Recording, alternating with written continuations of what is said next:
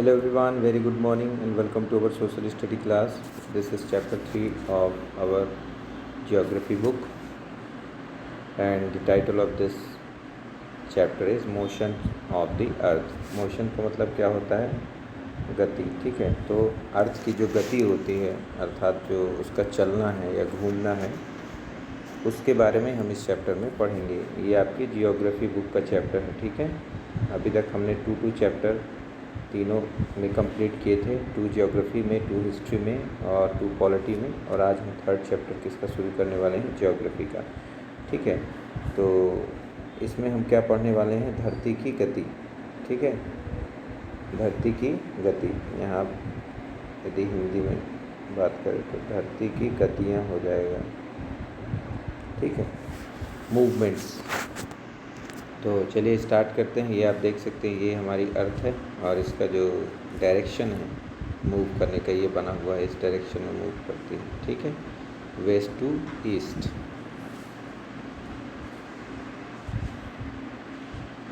As you know that the earth has 2 types of motions, namely rotation and revolution. Rotation is the movement of the earth on its axis. The movement of the earth around the sun is in a fixed path or orbit is called revolution. तो अर्थ की 2 types की motions होती हैं, जैसा कि यहाँ पर बताया गया है। यदि आप मान लीजिए कि ये हमारी अर्थ है, ठीक है, ये किसी भी चीज़ पर ये फिक्स्ड है, यहाँ पर कोई ये 2 पॉइंट पर, ठीक, तो ये जो खुद में घूमेगी, ठीक है, खुद में अपने आप में जो घूम रही है, तो ये इसका क्या कहला जाएगा? ये कहलाता है रोटेशन। ठीक है, रोटेट का मतलब क्या होता है? कोई भी चीज़ अपने आप में गोल गोल घूमे। जैसे लट्टू को आपने देखा है ना, लट्टू जो होता है तो वो जो है उसको रोटेशन कहेंगे। ठीक है, तो एक तो रोटेशन होता है अर्थ में, मतलब वो अपने ही एक्सिस में खुद से रोटेट करती रहती है, और दूसरा जो है वो क्या होता है? रिवोल्यूशन। तो रिवोल्यूशन का मतलब क्या होता है? मान लीजिए आपका सन है, ठीक है, मान लीजिए सन है, अब इसके चारों तरफ ये जो अर्थ है हमारी, ये क्या कर रही है? आपका मान लीजिए घूम रही है, ठीक है, ये चारों तरफ, तो ये आपका क्या कहला जाएगा? रोटेशन कहला जाएगा। किसी बॉडी के चारों तरफ घूमना, वो हो जाएगा आपका, रिवोल्यूशन हो जाएगा, किसी बॉडी के चारों तरफ घूमना। ठीक, तो अर्थ में दोनों ही तरह की मोशंस होती हैं, एक रोटेशन और दूसरा रिवोल्यूशन। तो यहाँ एक क्वेश्चन ये आपको पूछा जाता है, रोटेशन क्या होता है और रिवोल्यूशन क्या होता है। ठीक है, ये चीज़ें जो है आपको ये पूछी जा सकती है, right.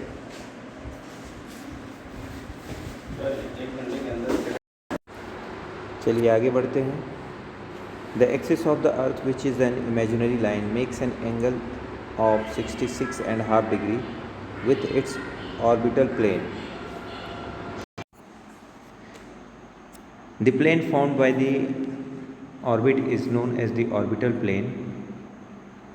The earth receives light from the sun. Due to the spherical shape of the earth, only half of it gets light from the sun at a time.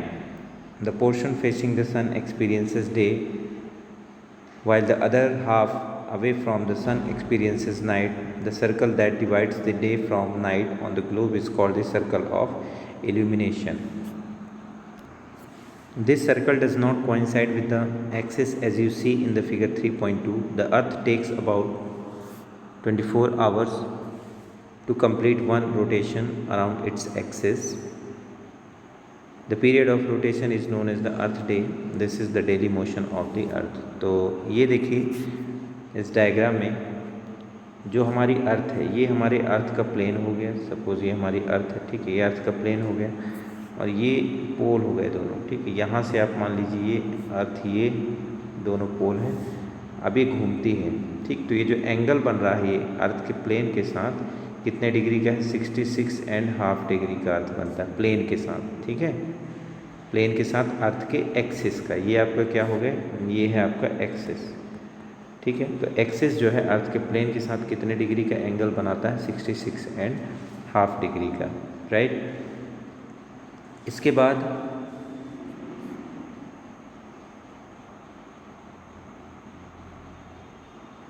यहाँ आप देख सकते हैं कि जो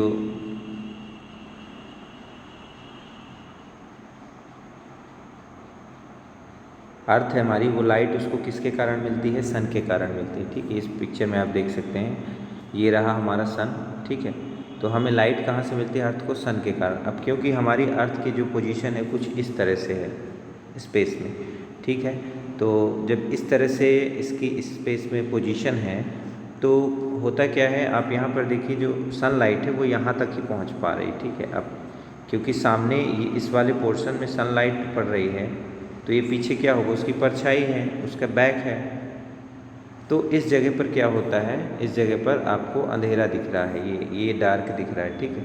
तो यही रीज़न है कि एक तरफ क्या होता है, जिस तरफ सनलाइट डायरेक्ट पड़ती है उस साइड डे होता है, और जो अदर साइड है अर्थ की वहाँ पर क्या होता है, नाइट होती है। आपने सुना होगा या आप जानते भी होंगे कि अभी जैसे हमारे यहाँ डे है तो कुछ कंट्रीज़ में नाइट होगी या इवनिंग होगी, ठीक है, या डिफरेंट टाइम होगा। ये इसी कारण से होता है, पोजीशन के कारण, ठीक है। और जो हमारी अर्थ है, अर्थ एक रोटेशन अपना कितने टाइम में करती है? 1 रोटेशन 24 आवर्स में। तो 24 आवर्स में हमारी अर्थ जो है एक रोटेशन क्या करती है, कंप्लीट कर लेती है अपना। और इसे ही हम क्या बोलते हैं, इस चीज़ को हम अर्थ डे बोलते हैं। 24 डेज़ को, 24 आवर्स को क्या बोलते हैं? अर्थ डेज, अर्थात एक दिन। 24 घंटे का एक दिन और रात होता है ना, उसे ही हम अर्थ डे कहते हैं, ठीक है। वो इस कारण से क्योंकि 24 घंटे में अर्थ जो है अपना एक रोटेशन कंप्लीट करती है, ठीक है। तो आपको ये डायग्राम ये आपको बनाना है, ठीक है, अपनी कॉपी में। क्वेश्चन आंसर जब आप शुरू करेंगे उसके पहले ही ये आपको बनाना है, ड्रॉ करना है, ठीक है।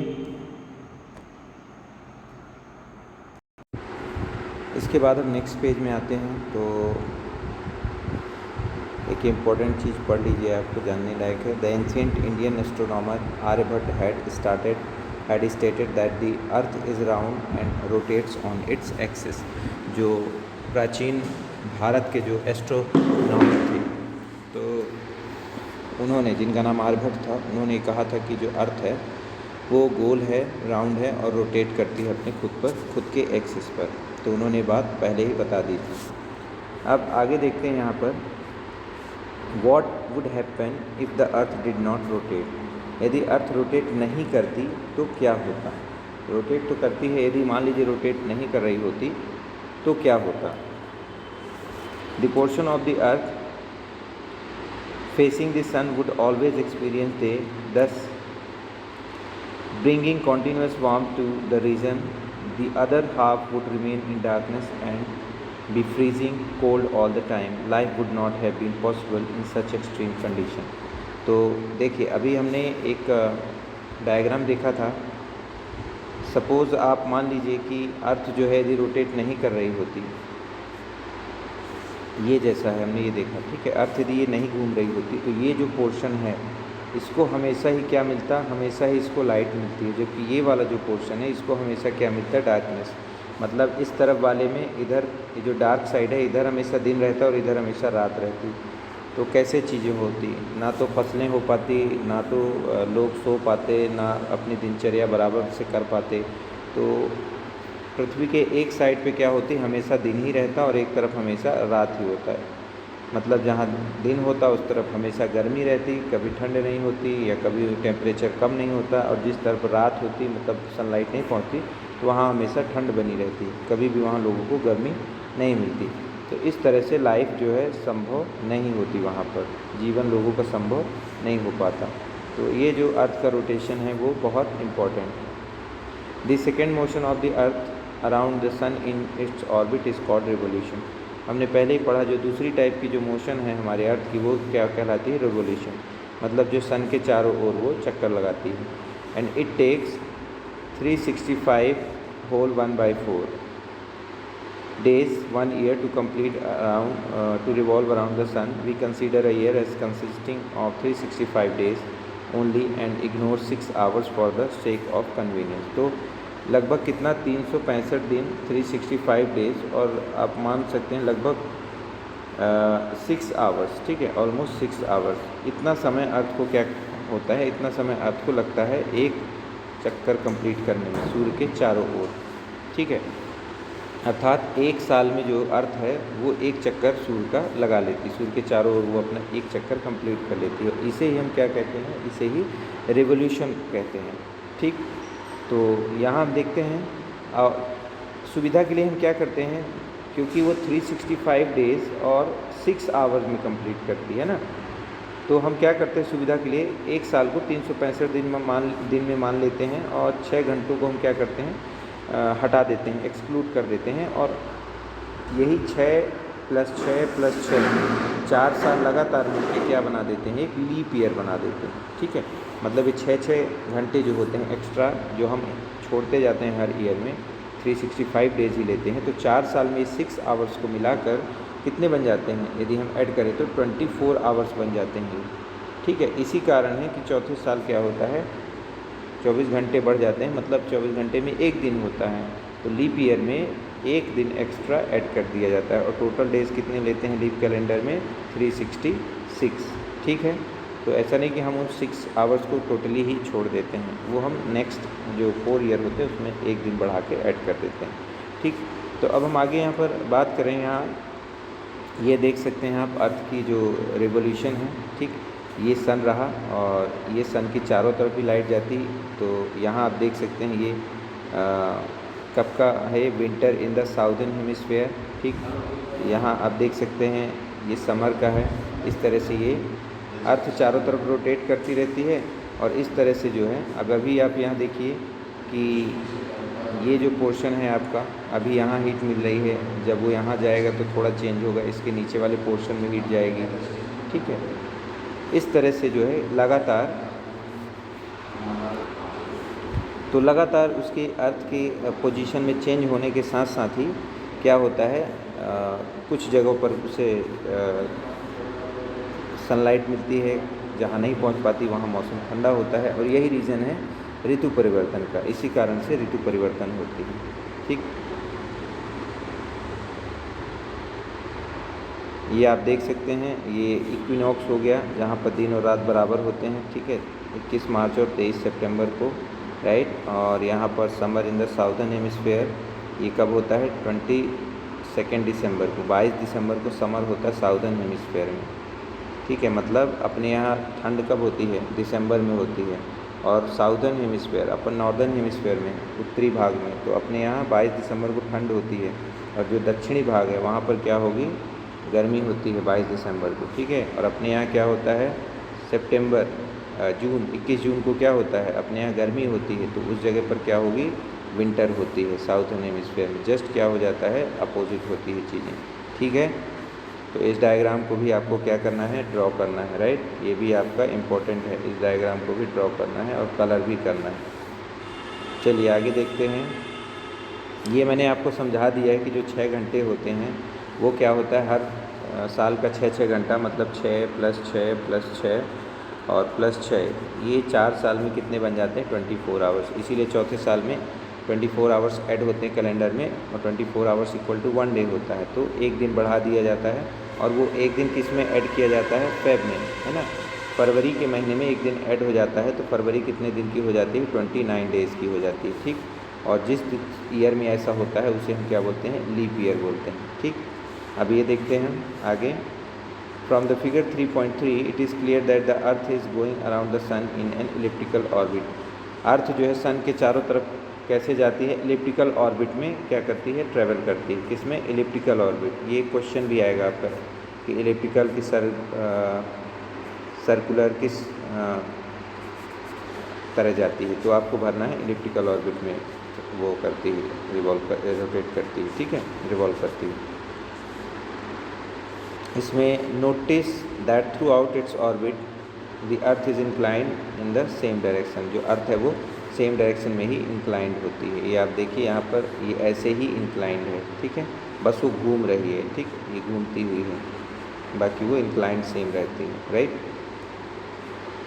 आगे बढ़ते हैं।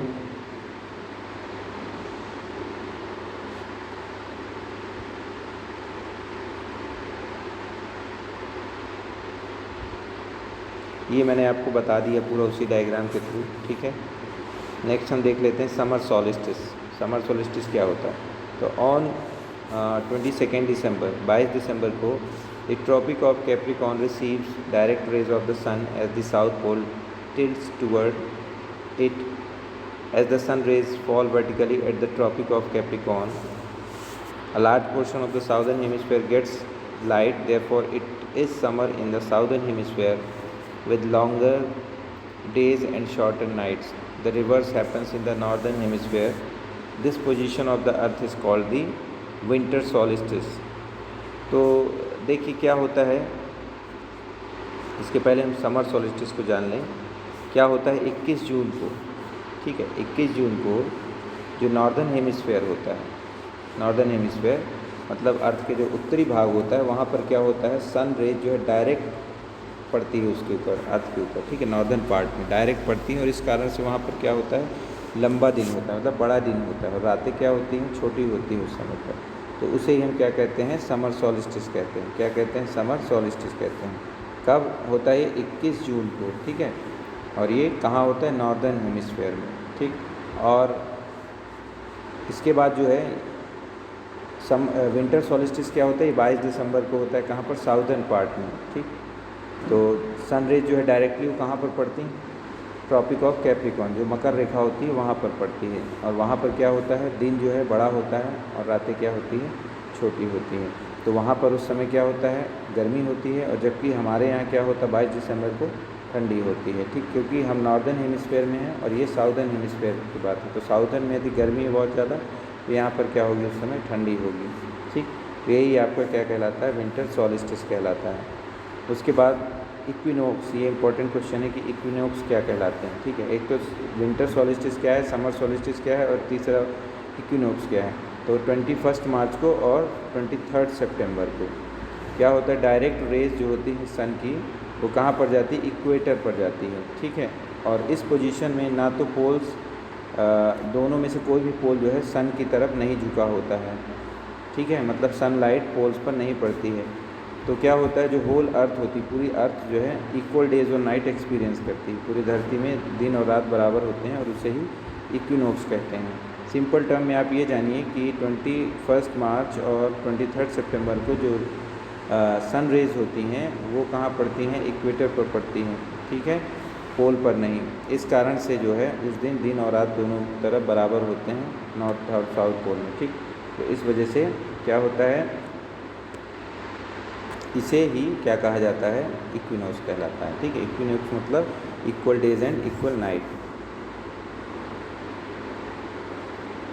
इसके बाद है यहाँ पर on 23 September it is autumn season in the northern hemisphere and spring season in the southern hemisphere. अब नॉर्दर्न हेमिस्फेयर और साउदर्न हेमिस्फेयर दोनों में ही चीज़ें जस्ट अपोजिट होती हैं। 23 सितंबर को ऑटम होगा वहाँ पर नॉर्दर्न में, तो वहाँ पर क्या होता है साउदर्न हेमिस्फेयर में स्प्रिंग होता है, ठीक है।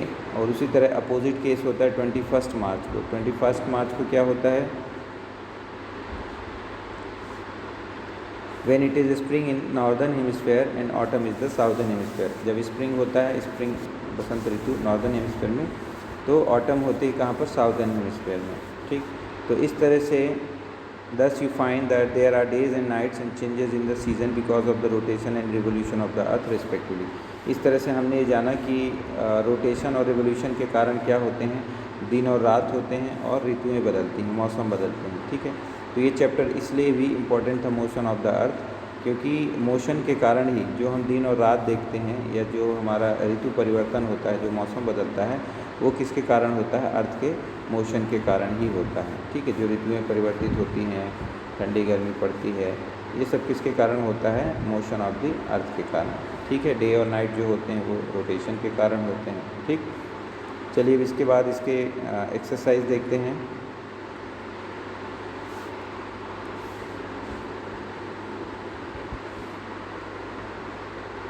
तो एक्सरसाइज क्या है आपका, क्वेश्चन आंसर तो हम नेक्स्ट वीडियो में देखेंगे। अभी टिक द करेक्ट आंसर वगैरह कर लेते हैं। तो पहला क्या है tick the correct answer, the movement of the earth around the sun is. एक काम करिए, ये आपको होमवर्क में दे रहा हूँ, ठीक है, इसको आप होमवर्क करिए, थोड़ा आपको होमवर्क देना ज़रूरी है, ये आपके लिए होमवर्क रहेगा। होमवर्क में आप इसे करके भेजिए, ठीक है, और होमवर्क ज़रूर भेजिए, अदरवाइज़ टेस्ट में आपको मार्क्स कम मिलेंगे, क्योंकि जो बच्चा होमवर्क नहीं भेजता उसे रेगुलर बच्चा नहीं माना जाएगा। ये नहीं माना जाएगा कि वो टेस्ट में अपने मन से कर रहा है। वो यही माना जाएगा कि जब वो बच्चा क्लास नहीं अटेंड कर रहा है, लाइव क्लास, वो होमवर्क नहीं भेज रहा है, दैट मीन्स वो जो टेस्ट होते हैं उसमें वो देख के लिखता है, इसलिए उसको मार्क्स ऑब्वियसली कम दिए जाएंगे। तो आप होमवर्क लगातार भेजिए, होमवर्क आपका चेक किया जाता है, और वीडियोस देखिए पूरे, और साथ ही लाइव क्लास जो होती है उनको प्रॉपर तरीके से अटेंड किया करिए। ठीक, तो होमवर्क के नंबर 2 और नंबर 3 इनको आप करिए। ठीक है, नेक्स्ट वीडियो में मिलते हैं इसके क्वेश्चन आंसर के साथ, और चेक करेंगे ये जो आपको होमवर्क दिया गया है। ठीक है, तो see you in the next video, till then have a great day.